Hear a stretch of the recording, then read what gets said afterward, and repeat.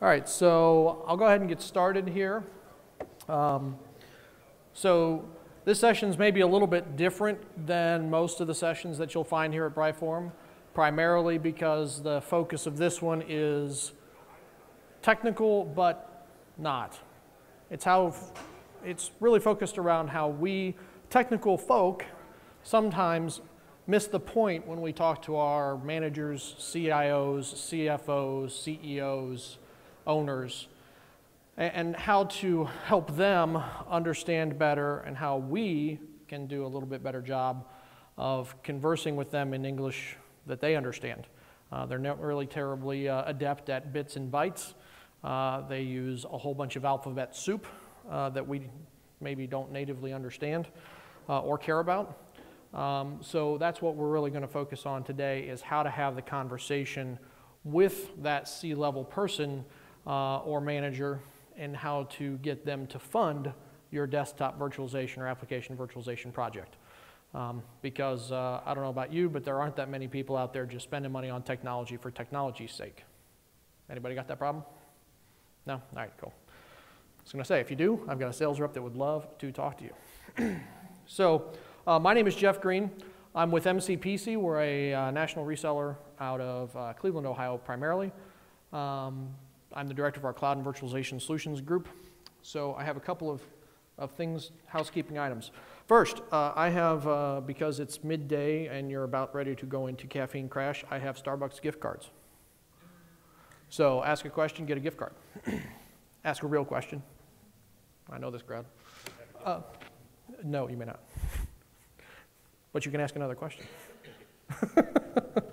I'm going to go ahead and run through a couple of quick things about us, just real quick, because the marketing department told me I had to.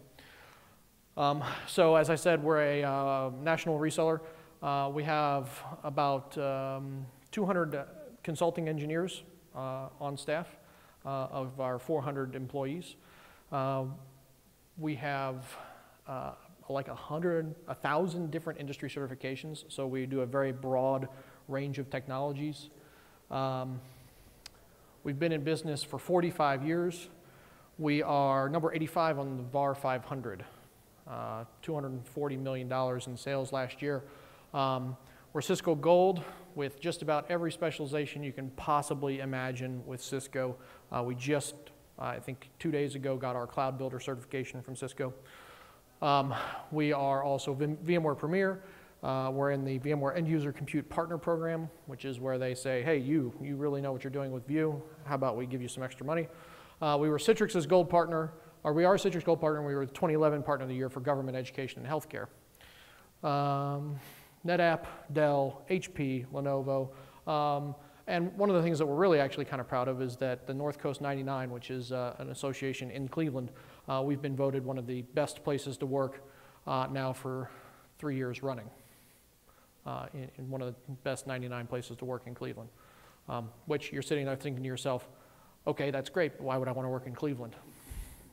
I don't work in Cleveland, I work in Cincinnati, so there are other options. So as I said, we're a national organization. We have presences all across the country, but the primary focus is in the Midwest. So if you're out in the West Coast, we love you just the same. We just don't have people sitting around waiting for you. Like I said, 45 years in business. We're pretty financially strong as VARs go. VARs, systems integrators, what have you. We really focus on building a trusted partner relationship. So the average tenure of our employees is 8 years, with most of them going on 10, 15. The reason the average has dropped is because we hired 100 people last year. So people are hiring. And our average customer tenure is 9 years. We've been with many customers for 9 years. Marketing people like to show off our headquarters. This is our headquarters. It's from downtown Cleveland. We share the same building as the Cleveland Plain Dealer. We get free newspapers, they get free IT. I don't know how we're coming out on the deal. Just a couple of our pretty successful customers. You might recognize some of those names. So we take care of large and small customers. So what I'm going to talk about today, though, is why. Why should your CXO care about your project? who cares, ultimately? What is the alphabet soup? We're going to get nosy. And I'm going to show you how we pitch this to CXOs all the time, successfully, and how maybe you can do a little bit of that yourself. So first, why? Why are you doing desktop virtualization? This would be a question and answer where you could get a gift card. No idea? You have no idea why you're doing it, just because somebody said so. Fun technology. It's fun. Why? To gain business agility. Business agility. We're going to try this. Almost. Stop shipping physical workstations off the floor. Oh, come on. The customs people love that. Yeah, we don't. Okay. Security.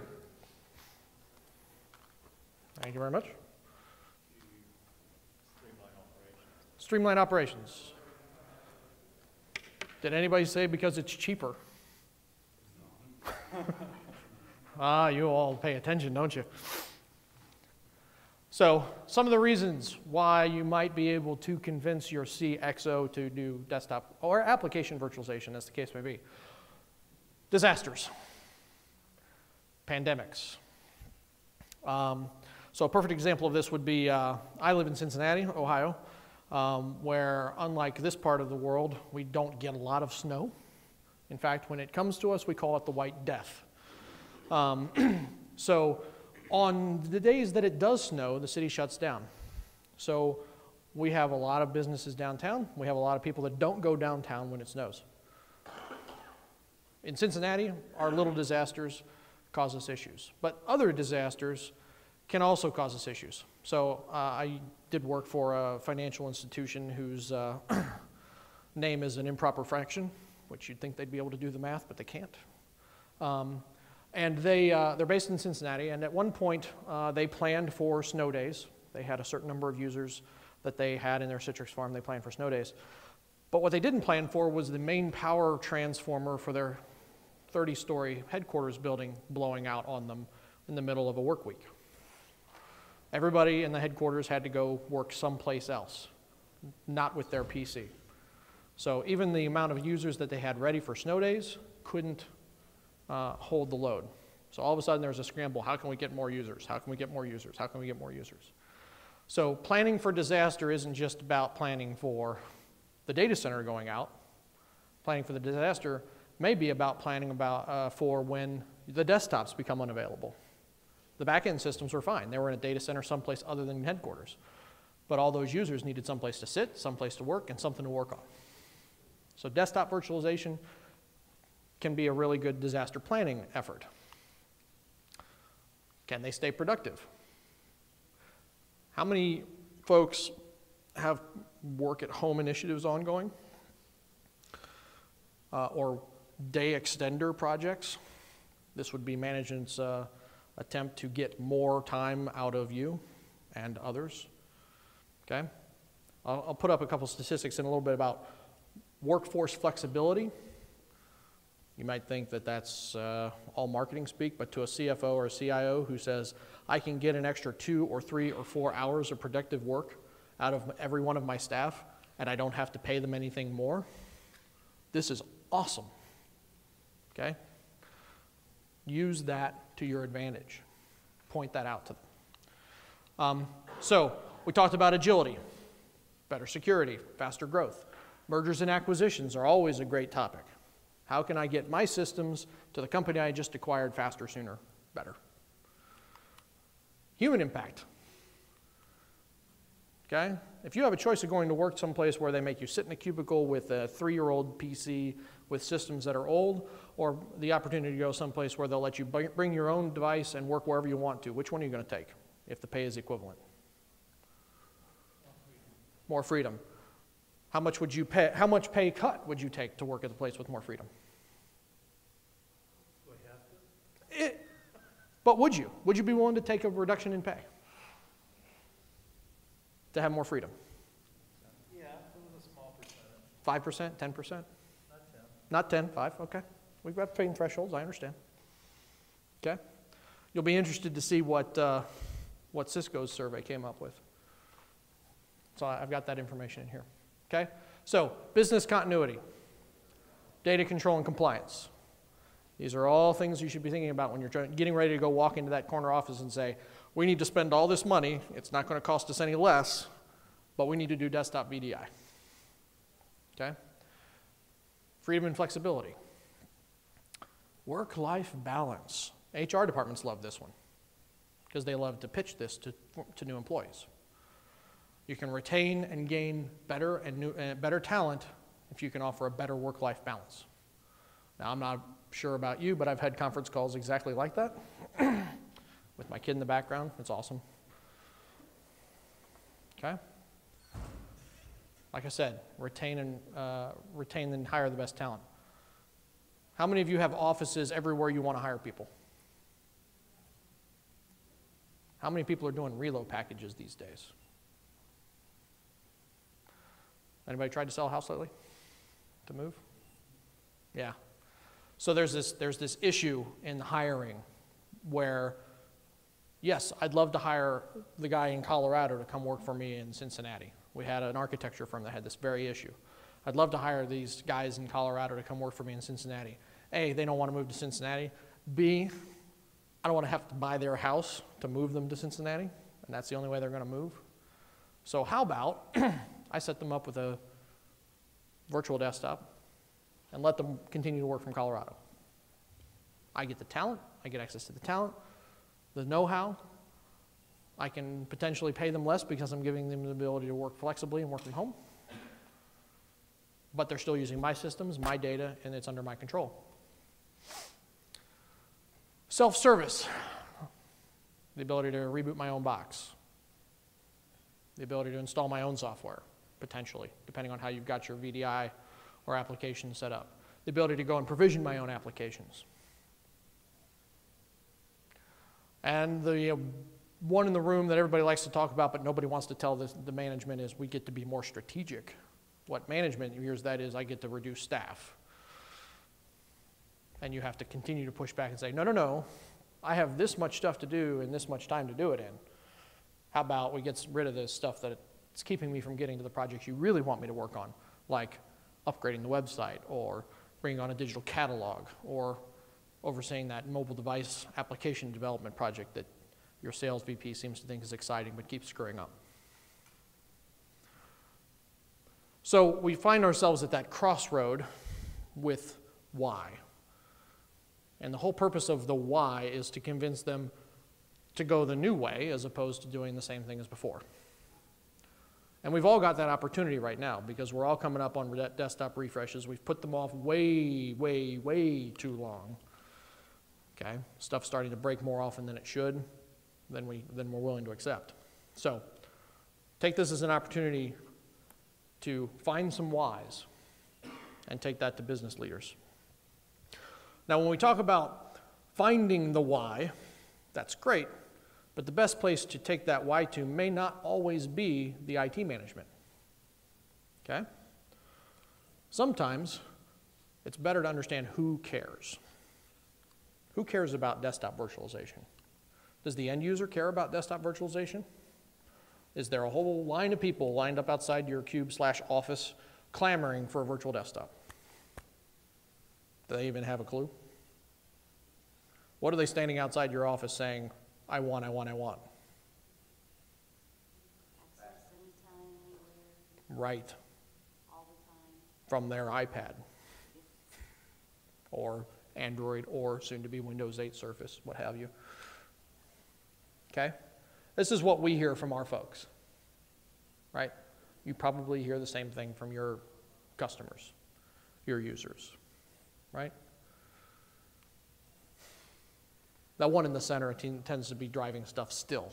You would think that after the iPad's been introduced for as long as it has been, it would have worn off the excitement, the sexiness of it, but it still drives virtualization. And if you talk to Apple, they lose their mind when you say, I'm going to run a Windows app on an iPad. They want you to recode it all in iOS. That's great. We remember this theory, right? We were going to webify all of our applications and it was just going to happen instantly and we weren't going to need Windows anymore. How many of you are running Windows applications from like 1998 still? right? Legacy applications, 16-bit applications, things that were programmed specifically for your business that make your business run. The last vestige of, I want to get rid of this thing, but I can't. And you're buying desktops over and over and over again just to support that one app that somebody wrote 10 years ago on Microsoft Access 97 that nobody knows how to fix, but you can't run the business otherwise. Right? So here we are. Same cycle, same problem. Let's try and break it this time a little bit. So here's some stuff from Cisco's Connected World report. I don't know how many of you are Cisco folk, networking type people, right? So if you're not a networking person, you may not have had this shoved down your throat by a Cisco sales rep. So I'll go ahead and just talk a little bit about this. So 66% of the 2,500 college junior seniors and college graduates who are 2 years into the workforce, 66% of them said that they would accept a lower paying job, 10%, for work flexibility. So of the 5,000 people that Cisco surveyed, who were either just in college, almost about to exit college, or just exited college, 66% of them would be willing to take a lower paying job for work flexibility. Okay? That's a statistic that you can use to talk to your CXO and say, if we do this, people will come to work for us and be willing to work for less. The CFO will dance in the streets. Okay? 45% of those 5,000 people said that they would work 2 to 3 hours a day more if they could. Okay? I know I work way more than I should just because I can work at home. Right? Interestingly, 40% roundabout expect video to become the primary mode of communication. So talking on the phone, that's old hat. We're doing video calls now, folks. So will your current environment support video calls? Probably not. Okay? 61% believe they don't need to touch the four walls of the office to be productive. How productive are you inside of the office versus outside? I get more done not at the office because I don't have a whole bunch of people bugging me. Right? 50% of global enterprises consider wireless LANs to be critical. How many of you connect by plugging into the wall anymore? Right? Couple? Except with your iPads. Right? So, are your wireless networks ready to support every user doing multimedia and video communication to fat clients? Probably not. Another reason to think about desktop virtualization, because all that gets to stay in the data center. So those new employees also, 40% expect to connect to a wireless LAN. 66% of employees that are coming into the workforce believe that they should be able to play on their work device. Now, I would argue that that's probably more like 100% because everybody that gets their own personal PC, it's theirs. They do whatever they want with it, right? Especially if you make them a local administrator. Right? How many of you make your users local administrators of their desktops? So it's not your desktop anymore, it's theirs. Right? Are you going to scold them if they install something they shouldn't? You're going to take it away? Maybe. Maybe, maybe not. Right? Right, yeah, if it causes an issue and they call you for support and say, why can't I get my Diablo 3 to run on my laptop? You're probably going to tell them, no, maybe you should install that on your work laptop. Right?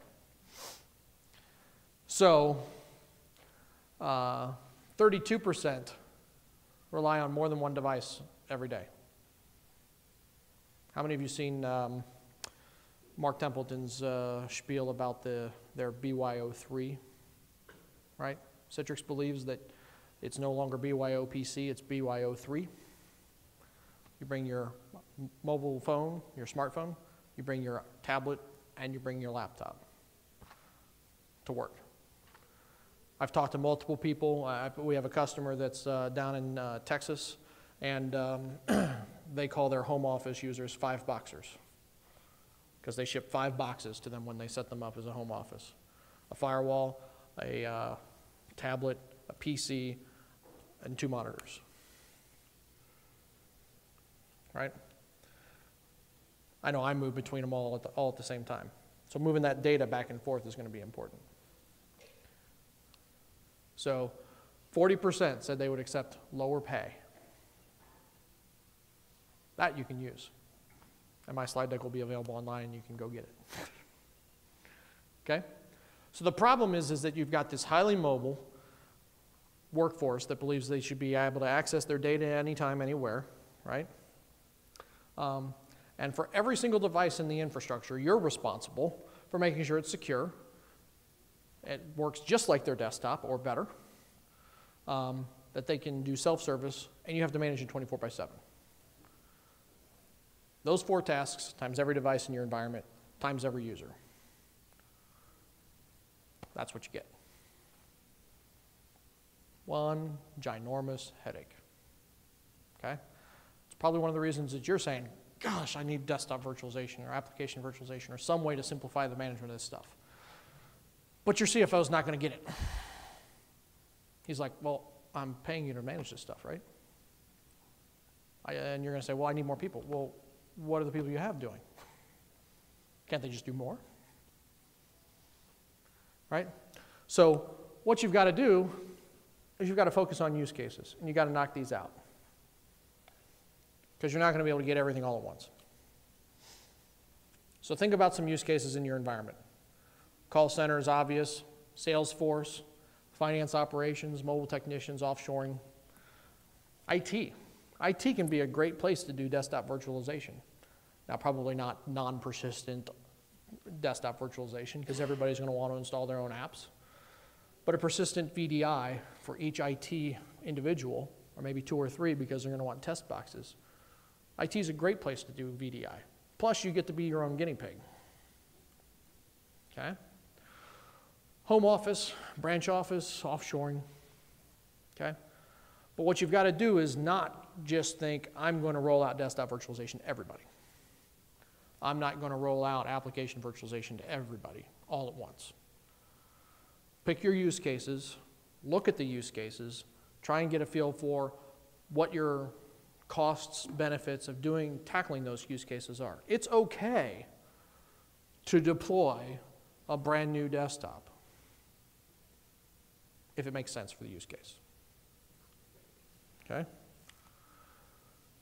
But when you're thinking about those use cases, think about who owns that use case. Because that's the guy that's going to be your biggest ally as you're doing these pitches for money, for backing, okay?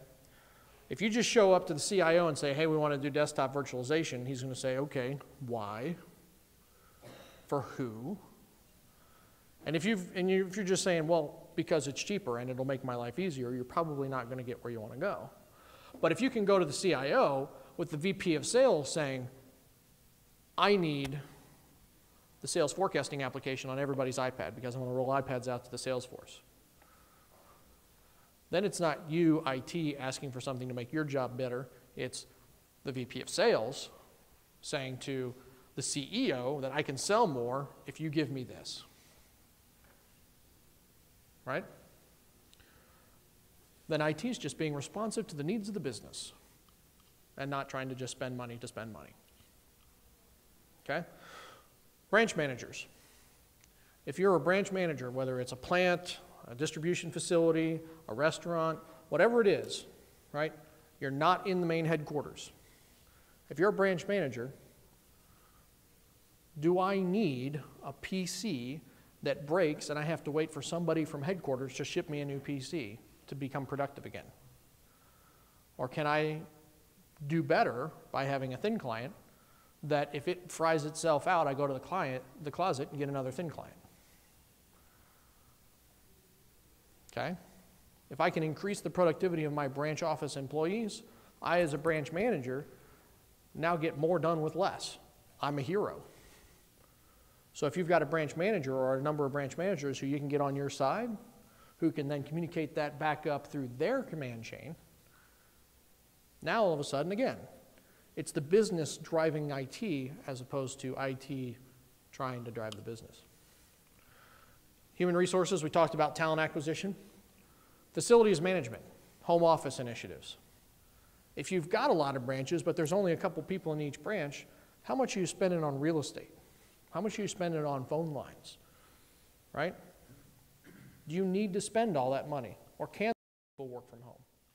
Consolidation of locations is something that's constantly ongoing. How can IT help make that happen?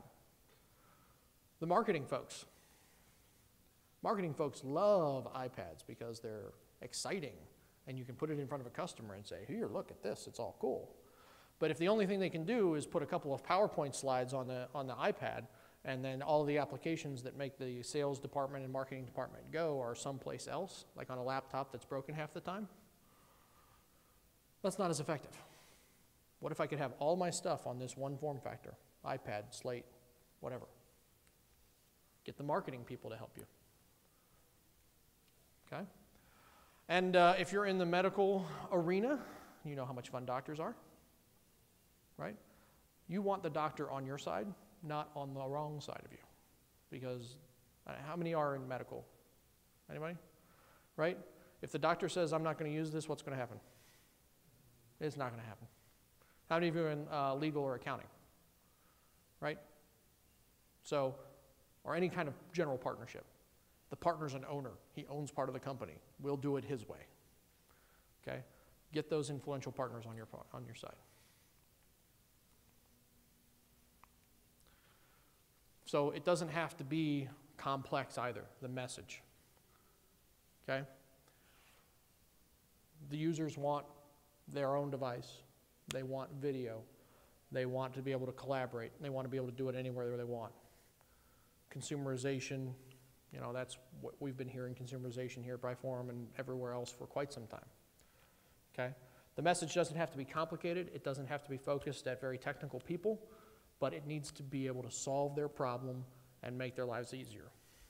So find those people that have business problems, get them on your side, show them how the technology can fix their problem, and they'll support you, and you won't have to pitch it to the CIO or CFO.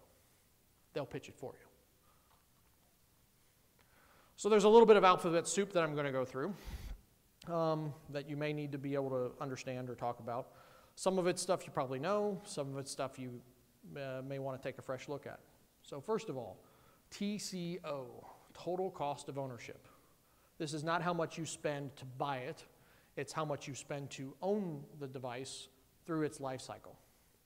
So if you haven't done a TCO study lately or looked at what Gartner has done, so this is Gartner's TCO. It's a little hard to read, but if you look at it right here, an unmanaged desktop, according to Gartner, is $5,795, and that's a year to own on a 4-year span. So every year, an unmanaged, let it fly into the universe, do whatever you want with it, according to Gartner. Now, this is, of course, Gartner, but your CXO listens to Gartner. He doesn't believe your numbers. You can't possibly know what you're talking about. But Gartner, oh, those guys are experts, right? $5,795 a year to manage an unmanaged, to own an unmanaged desktop. Okay? And if you really get good at desktops and you lock it down and it's well managed, it's still $3,300 a year. Okay? Does that jive? Does that sound sane? It's all in. Software, hardware, support, downtime. Okay? Now, obviously, you want to be careful of the indirect costs, right? There's a downtime line on here. There's a fixing line, right? So according to Gartner, an unmanaged desktop is $3,100 a year just to fix it when it breaks. That's $3,100 of staff time from downtime and your time from going out and fixing it, which may be drive time, fly time, shipping, what have you. Okay? So that's just conventional desktops. Those numbers drop considerably when you start moving towards session-hosted desktops like terminal services, remote desktop services, or VDI. Because the fix for that thin client is ship a new one or take a new one out of the box. That hardware cost is not $1,000 for a PC, it's $300 for a client, right? But make sure that when you do your own TCO study, you do a sanity check. If you're grossly higher than Gartner or grossly lower than Gartner, check your numbers. You've missed something. Okay? They're pretty good at driving down towards all the hidden stuff. Okay? And if your CFO or CEO says, I can't believe that that number is that high, show them. Right? Show them how much it costs to acquire it. Show them how much you pay in maintenance every month or year. Show them how much you spend in salary and how many help desk tickets you break or fix. Right? ROI. Now, ROI is different than TCO. Return on investment is not an ownership measure. ROI is how quickly is the money that they're going to spend going to pay for itself. Okay? And there are some nice tools out there on ROI and TCO available from both Citrix and VMware. Put the links up there for you. Okay? This is just a quick chart graph from Citrix's one. Right? So they've already got their numbers, their kind of baselines that they steal from Gartner or Forrester or whoever. You can go in and modify those numbers in these tools to make your own TCO or ROI analysis. So this one here, again, it's a little hard to read, but that's not why I put it up here for reference. I just put it up there as an example. But this is for 100 users that are just going to do published applications using Citrix. The ROI is in, I believe that's 6.9 months. Just from having to go out and touch, feel, work with the applications deployed on the desktops versus being able to centrally manage it. So 100 users in an engineering shop, every application is local, okay, today, publishing the main applications. Again, though, make sure you do a sanity check. Make sure that they line up with your numbers, that you line up with their numbers, that you're not too far off. But what you want to focus on when you're talking ROI versus TCO is not how big the number is, right? TCO, you're trying to shock and awe people into saying, oh my gosh, I can't believe we spend this much. How can we spend less, right? ROI is about, look, if we spend this money, the amount we spend over the TCO will be lower, and that means that I have ROI. So if you can focus on ROIs, especially if you can focus on ROIs that get you under 12 months, right? How is this going to impact my budget this fiscal year? Then people get excited. Okay? So when you're talking about doing your project and doing your user segmentation, yep, we're back to use cases, right? When you determine what your use cases are and who your target audience is for desktop or application virtualization, break it out. Break it out by individual group, right? And both of these tools are really good at doing that, defining your individual user segmentation. Break it out so that you can say, we want to start with the sales force because they're all laptops and it makes more sense. And here's my ROI on the laptops is 9 months, whereas the ROI on my existing call center PCs might be 18 months, right? So you want to get some good wins, right? Both on an ROI basis and on a mindshare basis. RTO, return to operation, okay? This isn't so much a financial alphabet soup acronym as much as it is an operational one, but it's something that the accountants will understand, especially if they're CPAs. One of the things that happens in an audit, financial audit, is if something bad happens, how long will it take you to go back into business? That's RTO. When you're doing DR planning, you plan around RTO, right? What's your current RTO window? Is it hours, days, weeks? How long can you afford to not process orders? How long can you afford to not run your systems? And if one of your facilities were to catch fire, right? How long could you afford to be without those people, processes, and data? I'd wager to guess it's probably measured in hours, maybe days, definitely not weeks. Do you have the ability to spin up 20 or 50 or 100 or 200 desktops in a week to replace the ones that would be lost? How long would a facility be out of business before you could get them brand new replacement PCs or pull something off a shelf someplace? Okay? With virtual desktops, you can make that RTO hours. Here's the corporate credit card. Go to Best Buy, buy a laptop, put the software on it, go. Okay? When you're in crisis mode like that, you need to have a plan, and it takes a little bit of work ahead of time. Okay? You can absolutely scare the living hell out of an accountant if you say, our RTO for our distribution center is going to be 2 weeks. Because no shipping product means no invoices, means no cash flow.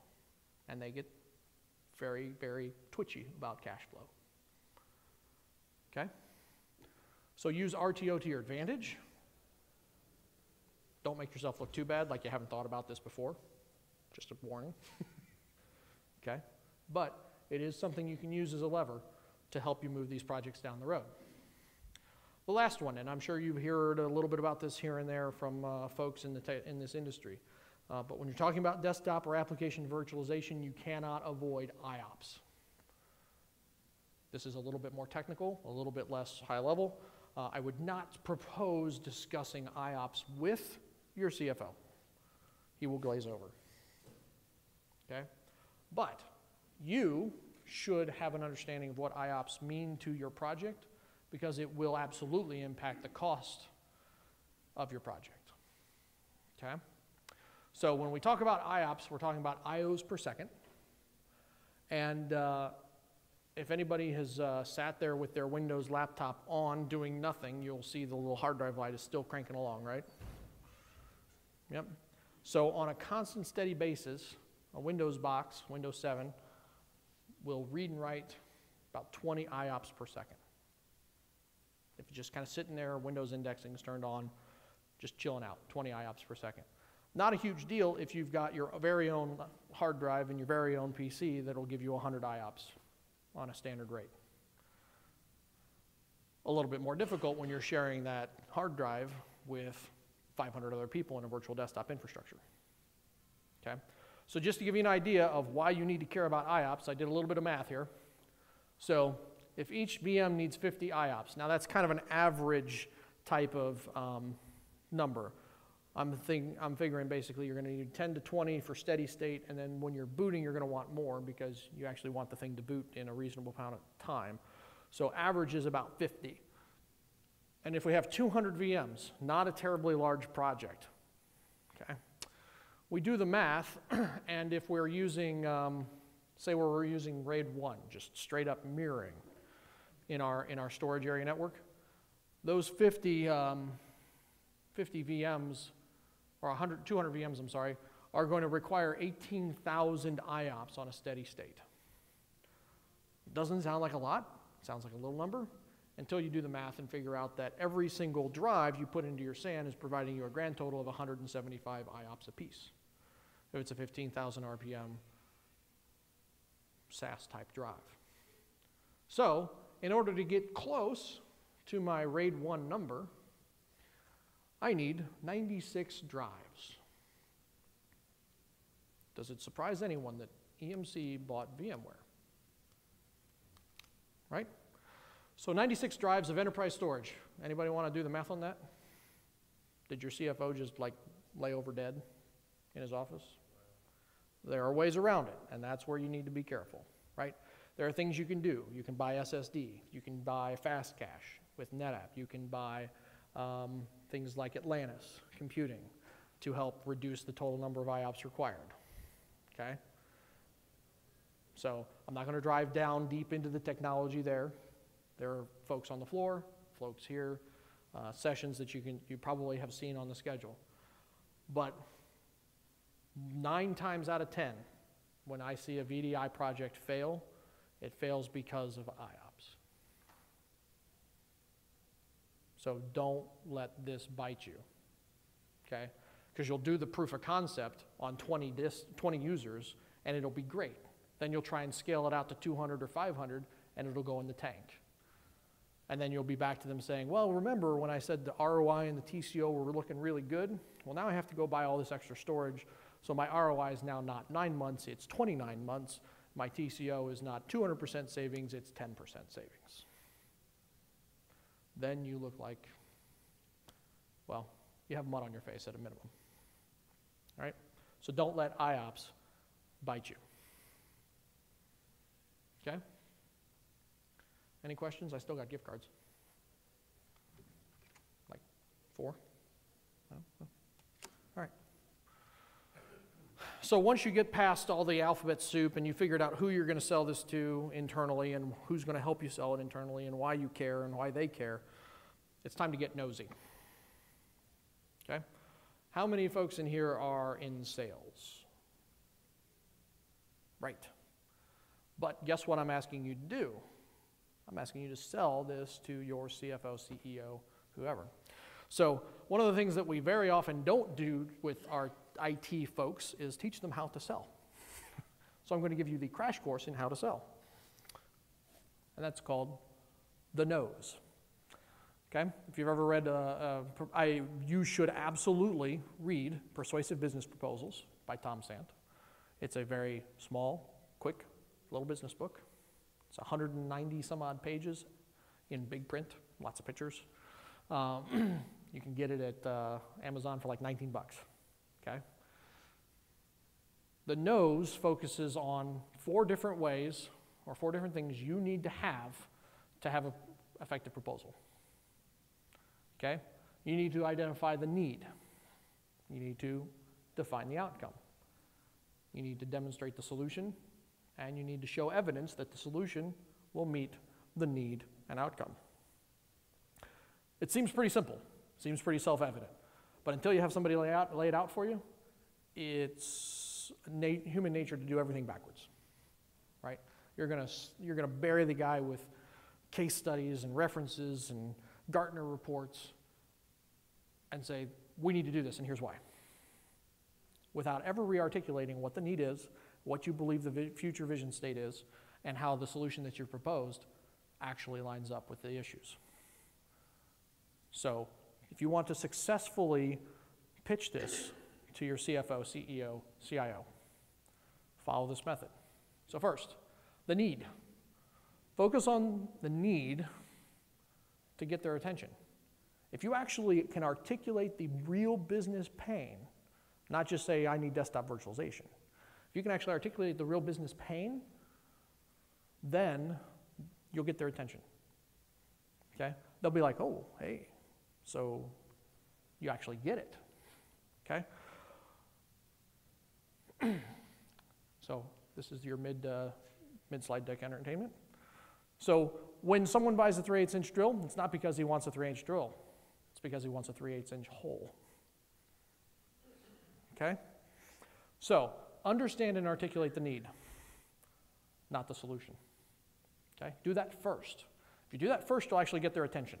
If you do that later, then it gets buried in the minutiae of your proposal, okay? Next, outcome.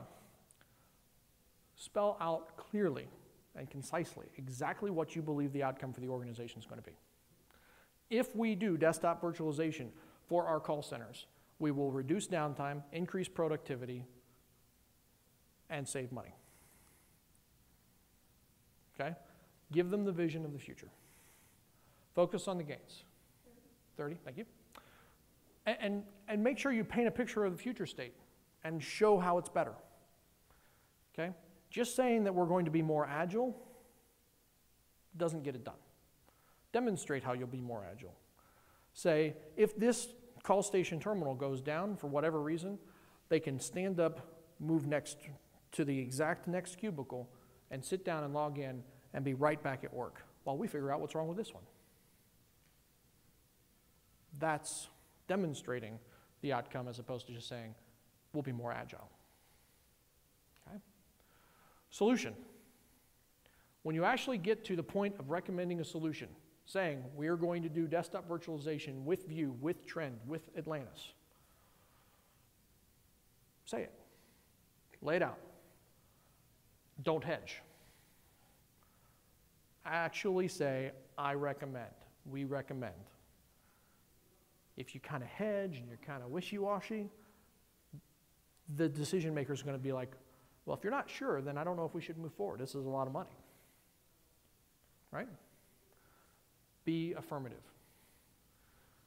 And make sure that you link it back to the needs and outcomes. This solution that we recommend will provide us the ability to be more agile by giving us the ability to let Bob move from cubicle A to cubicle B in the event of a failure and be back to work. We'll be more productive. We'll be better equipped to deal with call volume, and it'll save us money in the long run. Okay? Then, show the evidence. Not only will it save us money in the long run, here's how. Here's how much money it's going to save us. Here's how much it's going to cost us. Here's what Gartner thinks. Here's what Forrester thinks. Here's some case studies of other companies that have done their call centers this way. We did some industry research. We talked to some other people, called our business association. Here's our ROI and TCO analysis that we did. We believe the TCO will drop by X. We believe that the ROI will be done in 9 months. Okay? So, be nosy when you propose this.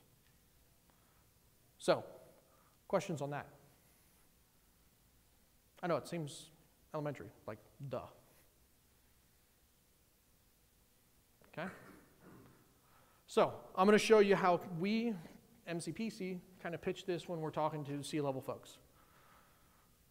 And so I like to use kind of a whiteboard type of solution,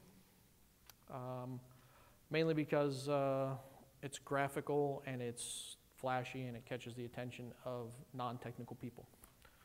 So when we talk about desktop application virtualization to C-level type people, we talk about how there are two different forces at play in organizations today: control and consumerization. Okay? IT wants to retain control. They have to retain control. Your users want to bring whatever they have into the office because they want flexibility and anytime, any place access. So what we have is we have these feuding goals. And each one of them, each group is on their own treadmill of doom. Okay? IT is on the treadmill of doom of budget, compliance, business needs, and end user experience. It's that 16-bit app from 20 years ago that you have to keep in play that keeps you on the same treadmill of replace the desktop with another desktop with another desktop with another desktop. Okay? But the user's on a similar treadmill. The user's on the data device application treadmill. They want their data, they want their applications, and they want to change their device as often as they change their cell phone. Right? We've conditioned, through consumerization, the user to a 12 to 18-month device cycle. We in IT can't keep up with a 12 to 18-month device cycle because we have to deal with all these other issues like, well, the application won't run on the new version of the OS. We can't give the user data on their laptop for compliance issues. So we've got this scenario, this environment, where we've got our Windows PC with our Windows applications. We've got our phone. Okay? We've got some cloud apps that have creeped their way into the organization. Maybe a mobile application that somebody in marketing put together for iPads. Okay? Or we've maybe got a SaaS application like Salesforce.com. Then we've got our good old-fashioned enterprise applications, our SharePoints, our Exchanges, our Oracle Financials. All those are really well developed. Each one of them has a control point and a personalization point. The user has their own personal settings, and each one has some issue of control that IT has to deal with. What our goal with the Anyplace workspace. That's what we call it. Our goal with the Anyplace workspace is to simplify, manage, and connect users to their applications and data. So we're going to simplify all this stuff on the left. We're going to simplify all the desktops, all the applications, all of the enterprise apps. We're going to manage it centrally, and then we're going to connect it to our users. And the way we're going to do it is with the cloud. Now, the cloud is not a magical, mystical thing. It's not a place you go. It's a thing you do. It doesn't just, you don't just pop open your coffee table and there you are to the cloud. Okay? It's a methodology. It's not a place. So before you freak out that I'm going to take all your data and put it someplace outside your walls, that's not what I'm saying. Okay? So, first thing we're going to do is we're going to simplify the infrastructure. We're going to take all those applications and we're going to centralize them, or we're going to virtualize them. Okay? What that gives us the ability to do is manage those endpoint devices independent of the applications. Now I can keep that 16-bit application around as long as it happens to be there, but still upgrade to Windows 8. Because I can take that application and I can deliver it through a virtualization method as opposed to having to install it on every new PC that comes in the door. I'm going to do storage virtualization. I've got storage and data scattered all over the place and I can't control it. And it's growing at a prodigious rate. So I'm going to take all that data, I'm going to centralize it, I'm going to manage it in a rational way. And once I centralize it and manage it, I can also do server virtualization. I can do user backups of data that might have been on somebody's laptop, that now if their laptop dies, I have their data centrally in the data center. It also means that I can move that data in the cloud from place to place, data center to data center. RTO. Better responsiveness to disasters, better responsiveness to the business needs. Last, you'll notice I got the desktop virtualization later than application virtualization. The reason for that is because you want to pull those apps off and manage the desktop independent of the apps. So desktop virtualization is really where we just take that container, right? If you've ever seen George Carlin do his skit about stuff, right? Our desktops are just piles of stuff. It's where we keep our stuff. It's like our house. It's our virtual house. How many people could live without their desktop? The actual desktop operating system, right? Is there anything in the desktop operating system that you need to do your job? No.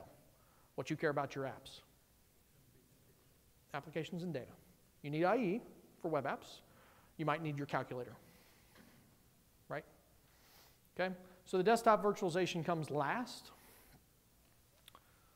but don't forget about collaboration, okay? We're talking about the Anyplace workspace. We're talking about taking it, making it so anyone can work from anywhere at any time. What's more frustrating when you're on the road than not being able to get a hold of the guy who's going to approve your $1 million proposal before you send it out the door? Just because you are able to work from any place doesn't mean that the other guy who's working from any place is in the same place you are.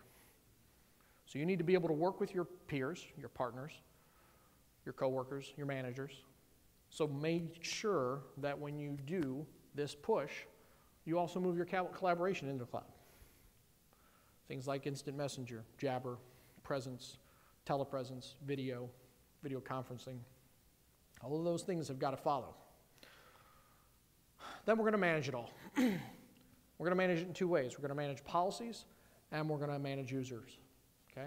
User virtualization. The user themselves still wants a personalized experience. They want it to be their stuff. But we in IT, we've got that control and compliance requirement. We've got to make sure they only touch the stuff they're supposed to touch and they don't give it out to just anybody. Okay?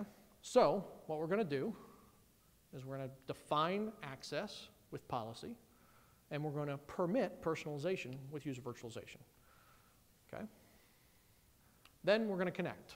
We're going to connect all this stuff through a broker. Okay? And that broker becomes the new premise of where we manage the environment. We no longer manage the individual operating system, the individual endpoint device. We no longer manage the individual store or the individual user. We manage what they have access to, where they have access to it from, and how they access it. Okay? Now we have bring my own phone, bring my own tablet, bring my own laptop, bring my own printer. Okay? We can manage all of those things independent of the applications, the operating system, and the server hardware platform. And that's what we call the Anyplace workspace. You have a question? Is there a way to manage that a user has a different user personalization experience depending on what work they're doing? Absolutely. So you can not only manage what user environment, their user environment looks like based on who they are role-wise, but you can also manage what their environment looks like depending on where they're coming from, right? So if they're coming from an iPad, you probably don't want to publish a full desktop. Okay? A desktop experience on an iPad is a little clumsy. So you may just want to publish the applications. But if they're coming from their home Mac, you may want to give them a full desktop. So you can manage what they have access to. You can also manage what applications they have access to based on where they're coming from or what they're doing. Depending on what actual type of work you're doing. So we have working in a university, and we have psychology clinics. Right? So if you're doing this work, they're under HIPAA compliance. Sure. But there are also students and interns that go into a classroom and use different user experiences. Right. So based on where they're, or Based on where they're physically at? possibly, Yep. or just what work they're doing. If I'm going to do my intern psychology work that's HIPAA compliance, I get one experience, and if I'm going to do homework, I get something different. Yeah, you can define multiple different, So what triggers the user has to select, right? So the user has to select the mode they're going to operate in. But you can define what each mode looks like. Absolutely. So, and you'll notice, did I put any single manufacturer's name on this? Okay. That's because we believe that these are building blocks for Anyplace workspace, not necessarily specific manufacturers. And you could lay manufacturers on this anywhere you want. You could put AppSense up at User Virtualization. You could put NetApp or Atlantis down over here. You could put Citrix or VMware over here. You could put, Cisco or Avaya on the collaboration side. Okay? But when you're talking to a CXO, they're not going to get down into the weeds of which manufacturer we're going to work with. They're trusting you to make that determination.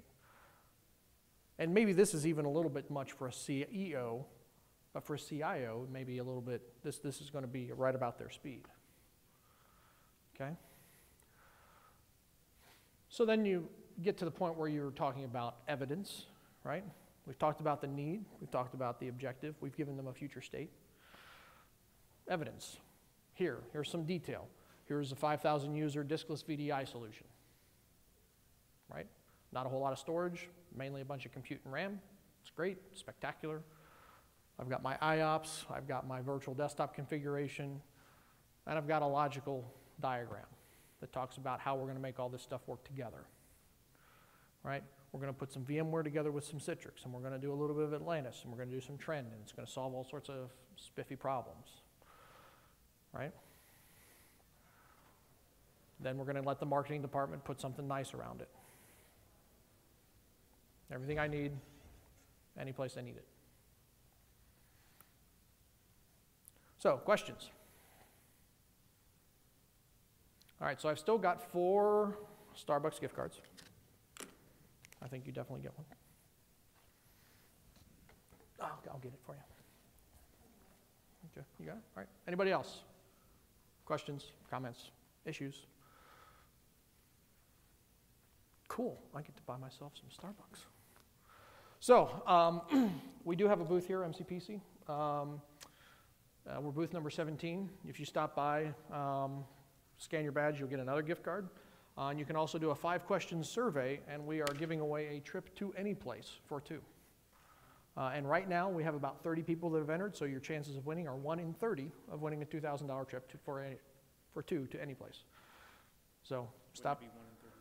Well, it would be 1 in 31 if you're the next guy up, yeah. But considering that there are a total of 600 some odd attendees, it's still pretty good chances. So, so stop by. I'll be hanging out there. A couple of our other folks will be hanging out there. We can answer questions and talk about this or anything else you've got going on. Thank you.